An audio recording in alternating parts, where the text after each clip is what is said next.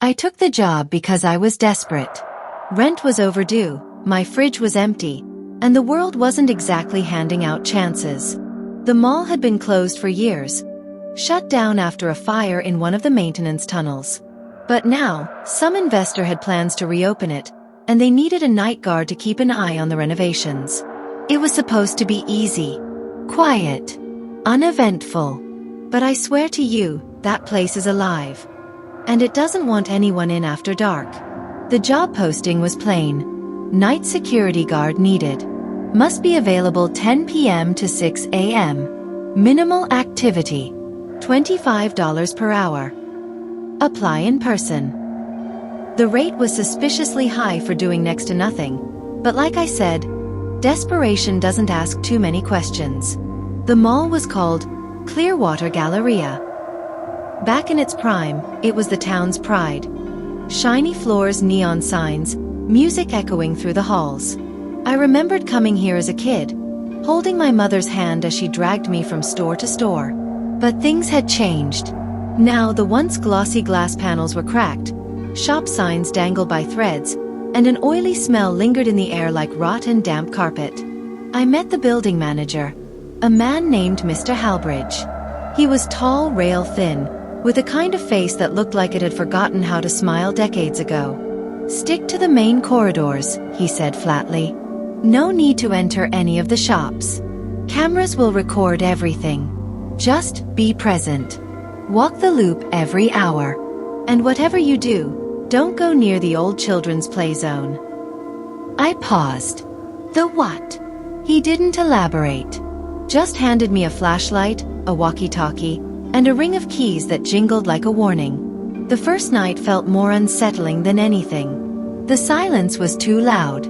My footsteps echoed endlessly. I could hear the old ventilation wheezing, like the mall was breathing, slowly, painfully. I followed the loop Halbridge mentioned, starting near the shuttered food court, past a row of broken mannequins frozen mid-step in a cracked boutique window, then circling around the fountain where teens once threw coins and whispered wishes. At exactly 2:12 a.m., the walkie-talkie crackled. I froze. It hadn't made a single sound all night. Static buzzed, then a voice. Faint, childlike. "Can you see me now?" My heart slammed against my chest. I spun in every direction. No one. Just rows of silent storefronts and a flickering exit sign in the distance. I told myself it was a radio glitch. Maybe another guard was testing it, or some old interference. But deep down, I knew better. Because the walkie-talkie wasn't even turned on. I didn't sleep the next day. My dreams were murky, full of shadows crawling beneath glass ceilings and voices whispering names I'd never heard. By the time 10 p.m. rolled around again, I was already dreading going back. Night 2, the mall greeted me with the same musty stench and dim, flickering lights. I clutched my flashlight tighter this time. Everything seemed normal at first, until I reached the play zone. It was a caged-off area beside an old toy store. Bright, faded colors coated the rusted monkey bars. A tattered sign above read, "Kids Kingdom," in peeling paint. The plastic slide was cracked, and one of the spring horses slowly rocked, without wind. That was when I heard it. Laughter. Not cheerful. Not joyous. This was a low, echoing giggling, the kind that prickled the back of your neck and made your skin tighten. I stepped closer, against every instinct in my body. Something darted behind the plastic tunnel. My flashlight caught a glimpse, small, pale. Maybe a child? "Hey!" I called, voice cracking. "Who's there?" Silence. I waited, then took a step inside the play zone. Suddenly, bang, the security gate behind me slammed shut. I turned and ran back, grabbing the bars, shaking them, yelling. But there was no one around. My flashlight flickered, then died completely, plunging me into a cold, ink-thick darkness. That's when I heard the whisper, right by my ear. "You're not supposed to be here." I sprinted out the other side, heart pounding like a drumline. When I looked back, the gate was wide open, as if nothing had ever happened. By the time morning came, I told Halbridge I wanted to quit. His response chilled me more than anything I'd heard in that cursed building. "You signed a 3-week contract. Breaking it forfeits your pay. And besides..." He looked up at me, his eyes sunken and hollow. "The mall. It remembers people. If you walk away now, it might come looking for you." The third night, I brought salt. Silly, I know. But my grandmother always said salt wards off spirits. I sprinkled a line across the play zone entrance and avoided it entirely. Instead, I checked the security office. A cluttered, dusty room with monitors showing fuzzy black and white feeds from the cameras. Most of the screens were dead, but one flickered on its own. The image was blurry, grainy, but something moved inside. I leaned closer. A child. A little boy, maybe 6 or 7, standing motionless between the shelves. Then, slowly, he looked up directly at the camera. My stomach twisted. His eyes were pitch black, like spilled ink. He lifted a hand and pointed, straight at me. The feed cut out.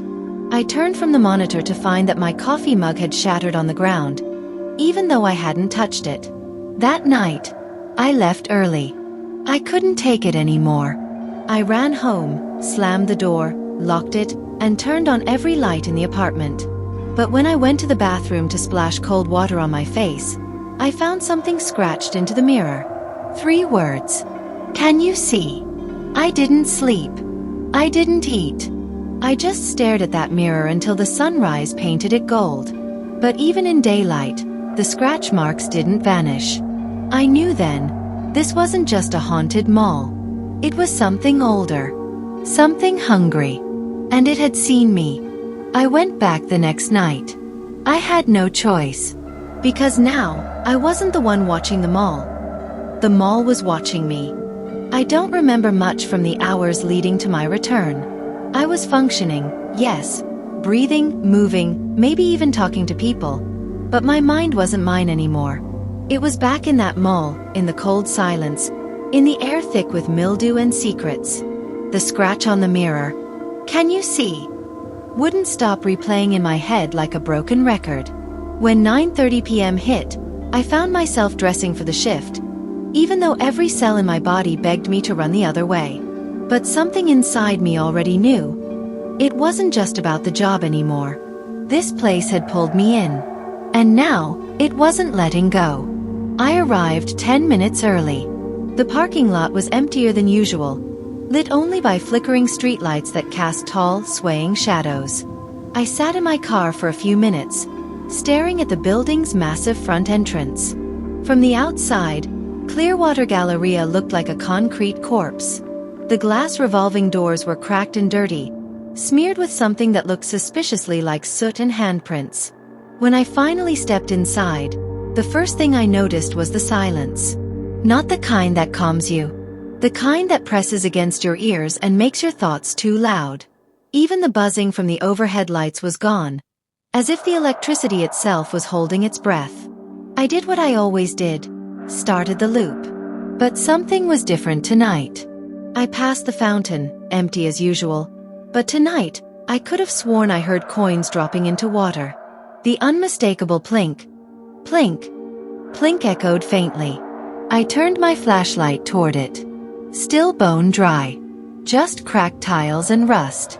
Then came the smell again.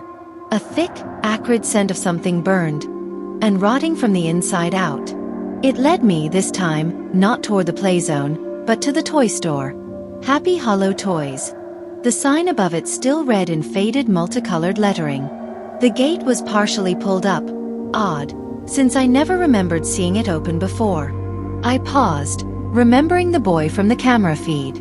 His hollow black eyes. The way he had looked straight into the lens. Straight at me. I crouched low, pushing the gate up further until I could slip under. Inside, the air was heavy and wrong.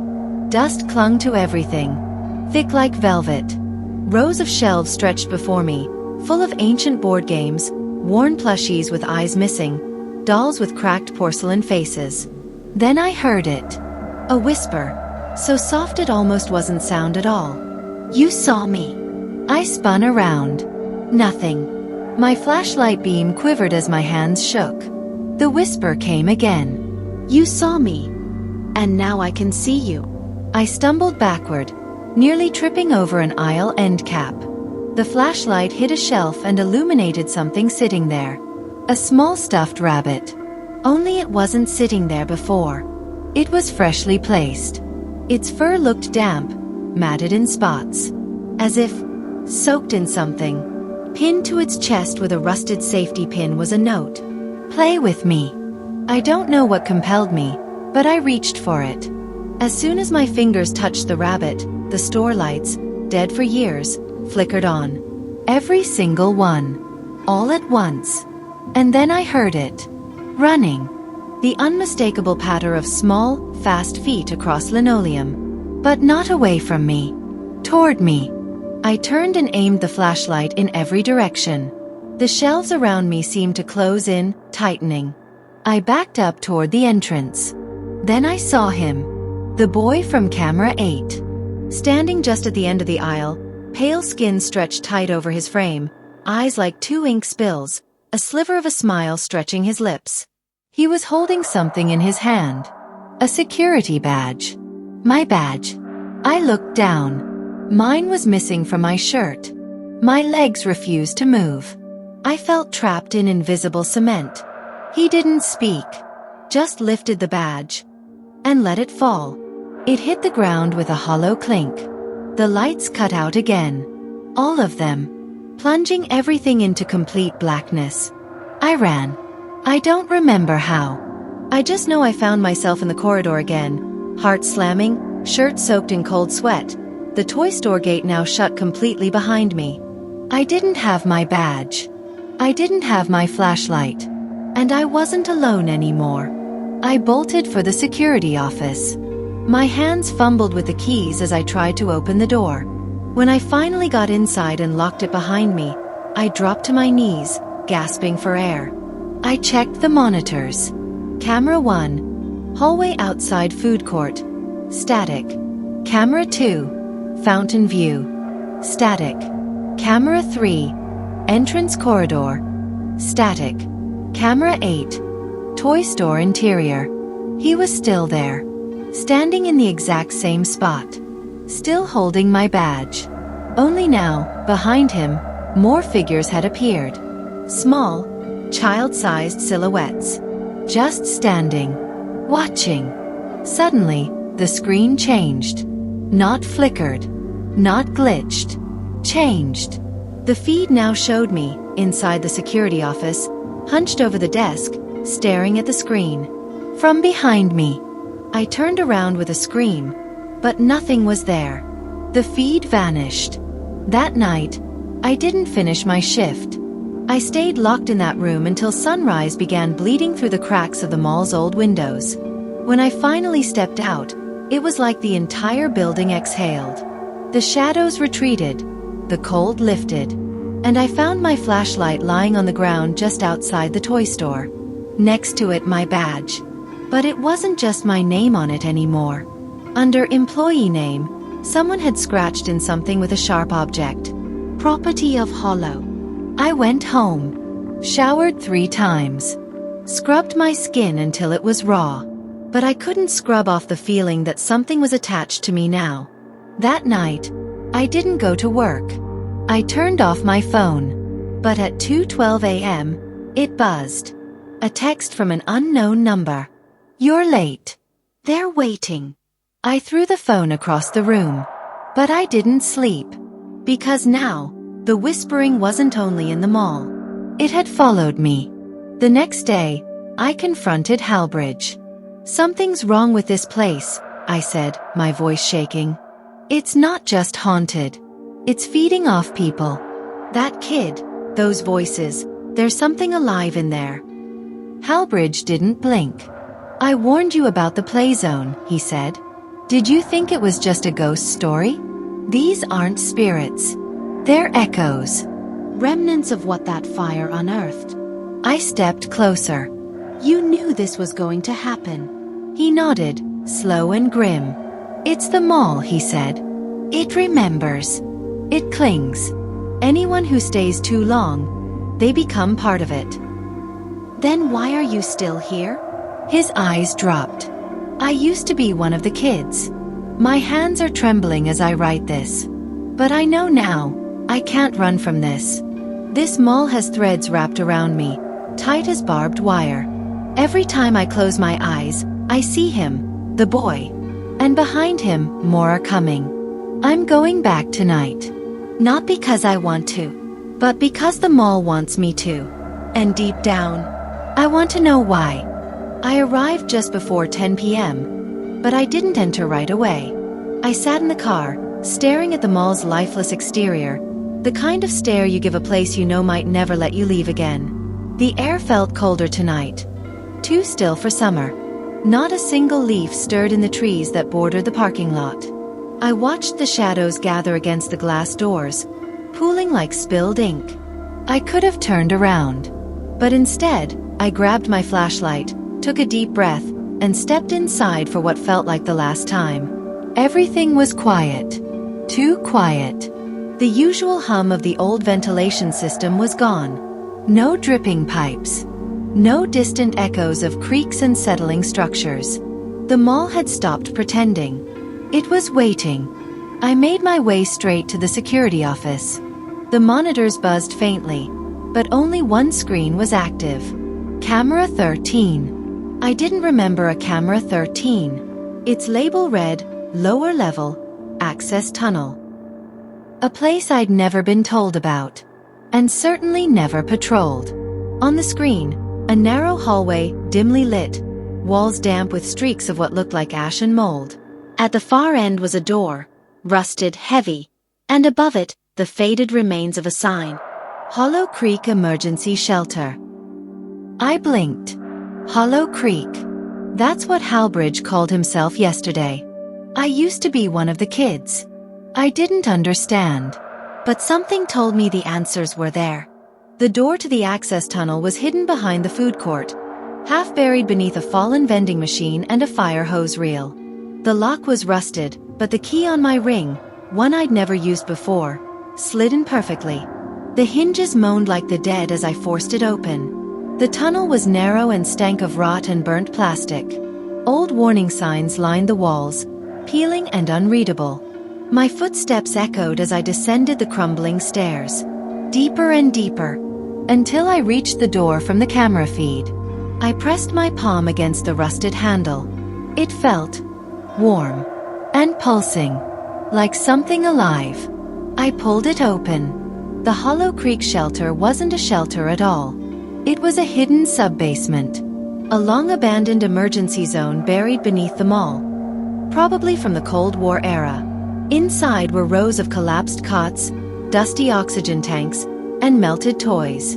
There was ash everywhere, coating the ground like black snow. I walked slowly, careful not to disturb anything. Then I saw the wall. Names. Hundreds of them. Scratched in charcoal, blood, ink. Some carved deep into the concrete. Children's names. Elias. Nora. Tyler. Myra. John. One after another. And then I saw it. Halbridge, age 9.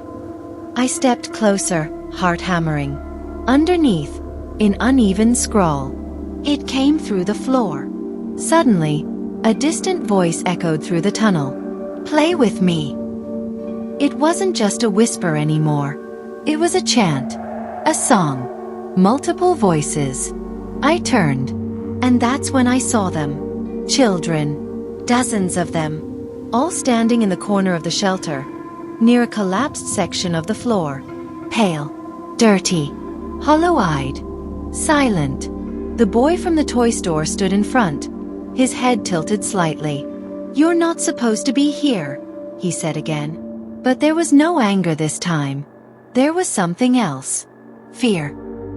He lifted a small, shaky hand and pointed toward the hole in the ground behind him. I moved closer, trembling. Ash drifted like snow. At the edge of the pit, I saw a staircase descending into complete blackness. It felt wrong. Like it didn't belong in this world. like it was carved into the very bones of something ancient and forgotten. A smell hit me. Sulfur, blood, wet earth. And then, from below, I heard breathing. Massive, wet, inhuman. A sound that shook the floor. The boy stepped forward. It started the fire. We were playing. Then it came through. My throat tightened. "Why are you still here?" I asked, barely able to speak. He looked up at me. And for a moment, just a moment, his eyes weren't black. They were blue. Soft. Innocent. "We can't leave. Until it does." Then the breathing stopped. And something moved in the dark below. Fast. Powerful. I stumbled back, my flashlight flickering. The children all screamed in unison. "Run!" I bolted back up the tunnel, the ground behind me rumbling as if the very foundation was tearing open. The door slammed shut on its own when I reached the top. I threw myself against it, panting, ears ringing. And then, silence. Back in the mall, everything had changed. Lights burst above me one by one. Not flickering, exploding. The walls trembled. Store signs crashed to the ground. The fountain in the middle of the mall was overflowing with water and coins. As I passed it, a voice bubbled up from the depths. "Can you see me now?" I ran, past the play zone, past the toy store, toward the front entrance. But the glass doors were gone. Not shattered. Gone. Behind me, shadows crawled across the walls like living vines. One brushed my arm and I felt it. Ice cold and full of memories that weren't mine. Children screaming. Flames rising. Laughter turning into cries. And beneath it all, something ancient. Something hungry. I ended up in the security office again, slamming the door shut and bracing it with a chair. Camera 13 was still on. The boy was standing at the edge of the hole again. Only this time, he was waving. Behind him, the shadows twisted and formed into something tall, grotesque, and made of smoke and bones. It saw me. Through the camera. My nose started bleeding. And then, the feed cut out. I made it out somehow. Just before dawn, the walls stopped shaking. The mall quieted. I left my flashlight and badge behind. But when I got home, my front door was already open. And inside, scratched onto the wood floor, were those same 3 words again. "Can you see?" Yes. Now I do. But the real question is, can it see me back? I didn't go back to the mall the next night.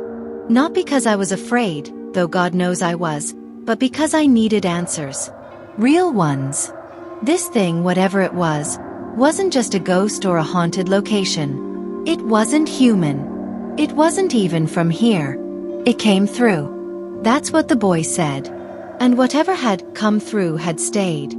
The morning after my last shift, I drove straight to the county records office, searching for any files on the Clearwater Galleria, Hollow Creek, and that mysterious fire. At first there was nothing. But then, an old clerk brought me a dusty box labeled Clearwater 1985 Incident Reports. Inside were yellowed papers, torn photographs, and a VHS tape labeled Mall Shelter, Confiscated Footage. The documents told a story I wasn't ready for. Back in the 80s, before the mall was even finished, developers discovered a Cold War-era underground bunker on the construction site. It had been used briefly during the 60s as an emergency shelter, Hollow Creek, but was sealed off after reports of psychological breakdowns and unexplained deaths. They built over it anyway. Cheap concrete and blind ambition. For a few years, everything seemed fine. The mall opened in 1983 and thrived. But in 1985, kids started going missing. Not many, 3 or 4, but enough to draw whispers. Then came the fire. According to the reports, it started in a maintenance tunnel and burned from the inside out, melting steel, collapsing support beams, but never rising to the surface. The mall reopened 6 months later. No official cause was ever given. But one officer's handwritten note stood out to me. The children weren't burned. They were opened, hollowed out, and something else was wearing their skin. I went home and dug out my old VCR. The VHS clicked and hissed as it started. The footage was black and white. Timestamp July 12, 1985, 2:09 a.m. The angle was low, placed in a corner of the Hollow Creek shelter. I saw cots, some kids asleep, others sitting quietly. A woman, maybe a caretaker, walked around softly, tucking in blankets. Then the tape glitched. When the picture returned, every child was standing, silent, facing the camera. The caretaker was gone. The children's eyes had turned completely black. Then they all opened their mouths at once, but no sound came out. Only static. Suddenly, the wall behind them began to shift, stretch, bulge outward like something was pressing through it from the other side. Then it tore open. Dark tendrils, like shadow-given flesh, slithered out and wrapped around the children. And then, the screen went black. End of tape. I sat there for hours, staring at the blank screen. This wasn't just about ghosts. It was about a door, something ancient, buried deep beneath that mall. And it had been opened once before. The kids didn't haunt the mall. They were trapped in it. Worse, they were still being used. That night I went back. Not to patrol, not to hide, but to end it. The mall was waiting. Every door stood open. The lights were dimmer than usual, flickering like candles in a dying breeze. My boots echoed across the tile as I made my way back to the food court and down into the access tunnel. As I passed the toy store, I heard the voices again. Children's laughter, but warped, like a record melting over heat. I didn't stop. I descended the stairs until I reached the shelter. The names on the walls were glowing faintly now, as if something was drawing power from them. And then I saw him. The boy. Standing by the pit. He turned slowly, his face flickering between human and something else. A twisted blend of bone and ash, his features contorting like smoke. But when he spoke, it was still his voice. You came back. I know what's down there, I said. And I know it's using you. He nodded. We let it through. We didn't mean to. We were just playing. I stepped closer. It's feeding off you. Tears welled in his eyes. We can't move on. It keeps us here. It wears us like masks. I looked into the pit. That foul, pulsating heat rose again. The smell of rot and flame. How do I stop it? The boy hesitated. Then he held out his hand. And in his palm, a lighter. Burn the names. What? The wall. Our names. It's how it remembers us. How it calls us back. But if I do that? He nodded. We'll be gone. For good. I looked at the wall. All those names. Children frozen in time. Their souls shackled to something ancient and evil. And then I lit the flame. The fire caught slowly at first, dancing across the dust-covered concrete. But once it touched the first name, the wall screamed. A sound I'll never forget. One by one, the names lit up like paper. The flames climbed and curled into the air. The room trembled. The pit behind me roared, something monstrous screeching from below, as if the fire was pulling it back. The children screamed, but not in pain. In release. In freedom. The last name to burn was Halbridge. Age 9. As it turned to ash, I saw the boy smile one last time. Thank you, he whispered. Then he vanished. I ran. The shelter collapsed behind me, dust and fire chasing me up the tunnel like a tidal wave of fury. The mall groaned, lights bursting, tiles shattering under my feet. When I reached the surface, I collapsed by the fountain, coughing, shaking. And then, silence. Real silence. Peaceful. It's been 3 days. No dreams. No whispers. No shadows in my home. The mall is sealed now. Condemned. No one's allowed in. I called in an anonymous tip to the local paper. Sent the VHS and the reports. Let them figure out what to believe. I just know one thing. The mall may have let go of the children. But the thing beneath it? That door? I don't think it's truly closed. Just quiet. Waiting. And if it ever opens again, someone will have to go back. And I'll be ready. 2 weeks have passed. The silence is louder than ever. Not a single whisper. No shadows moving at the edge of my vision. No eyes watching me through the cracks in the walls. But that doesn't mean it's over. Because I can feel it. A presence. Distant. Like thunder beyond the hills. It's waiting. The local news ran a story about the mall. Security guard uncovers dangerous collapse beneath Clearwater Galleria. They talked about poor construction, unstable foundations, fire hazards. But they never mentioned the children. Or the shelter. Or the pit that led somewhere wrong. The mall has been sealed off by the city. Barbed wire. Cement blocks. Cameras. But none of that will stop it if it wants out. And I know now. It always finds a way. I tried to move on. Found a new job working days at a parking garage downtown. It's boring. Safe. No cameras flickering. No echoes of laughter where there shouldn't be any. But every time I blink too long, I see that hole again. That black mouth in the earth. And last night, something changed. It started with a dream. The boy was back. But this time, he wasn't a child anymore. He looked older, like a teenager, his face gaunt, tired. Like time was finally catching up to him. He stood in my bedroom, in the same pajamas he wore when I first saw him on camera 8. "I'm sorry," he whispered. "For what?" I asked. I tried to keep it sealed. But it's still hungry. Then he pointed at my window. I turned. And there it was. The mall. But not as it had been. Its walls were taller now. Twisted. Alive. The sky above it churned red like boiling blood. And something moved behind the glass. Something massive. When I woke up, my bedroom window was open.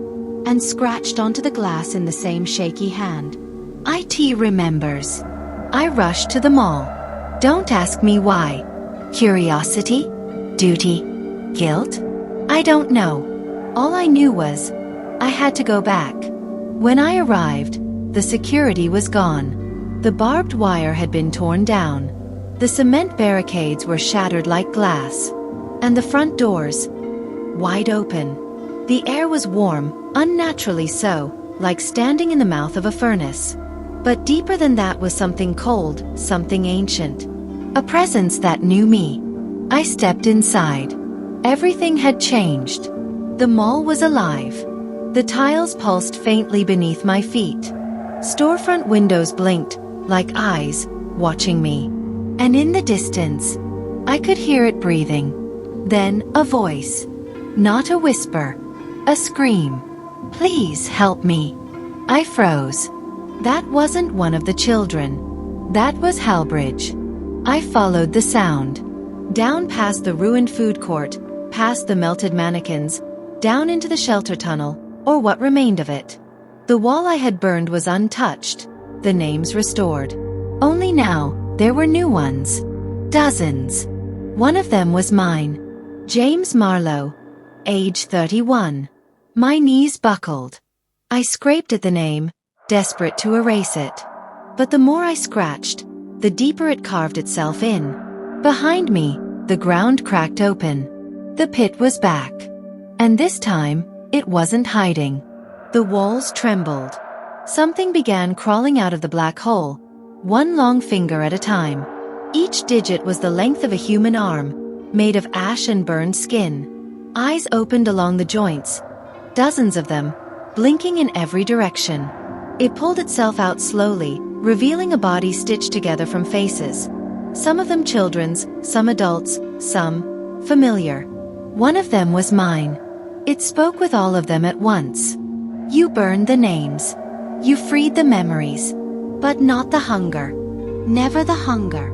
I turned to run, but the tunnel had collapsed behind me. The walls were closing in, oozing with black tar. Screams echoed all around. And then I saw Halbridge, pinned against the wall by those shadow tendrils, his face pale, barely conscious. "You came back," he choked. "I saw my name," I whispered. "I don't understand. Why me?" He coughed blood, smiled weakly. "Because it needs a name to live in this world again." I stared at the wall. It wasn't a memorial. It was a contract. A list of vessels. And I was next. I pulled Halbridge free, slinging his arm around my shoulder. The creature bellowed behind us, the sound of 1,000 tortured voices crying out at once. The entire corridor shook violently. I ran, but not back up. Down. Into the pit. The air grew colder. And then suddenly it was silent. We landed in a cavern of roots and bones, beneath the foundation of the mall. It looked like a cathedral built from the dead. And in the center, a mirror. Old. Cracked. Standing upright. But it wasn't reflecting us. It was showing the mall above, flickering like static on an old TV.